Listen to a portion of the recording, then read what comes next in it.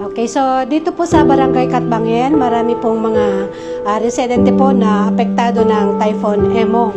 So marami po sa mga residente, nag-evacuate po sila dito sa Katbangin Central School, and most of the residents they come from San Agustin, Poro.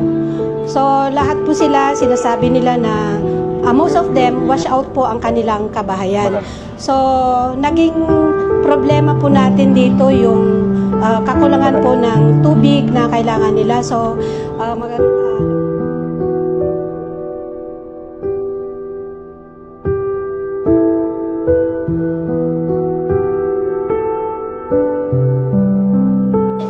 at sa mga panahon pong ito, nakita po natin napaka-important po ng ating mga previous projects tulad po ng Water for Life.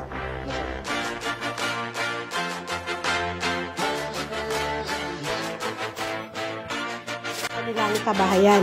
So, naging problema po natin dito yung kakulangan po ng tubig na kailangan nila. So, nagpapasalamat po kami sa Rotary kasi meron po silang pinut up na project dito, which is Water for Life, na talagang nagbigay din ng main na pangangailangan ng mga evacuees po dito sa Katbangin. So, yung pagbibigay po ng tubig ay hindi lang po sa mga evacuees, pati na rin po yung mga outsiders na hindi po na-house dito, naging open din po ang tubig sa kanila. So, nung unang gabi po is from 9 o'clock till 1 o'clock in the morning, marami pong mga residente ang pumunta po dito sa Katbangin para makakuha po ng kanilang tubig na maiinit.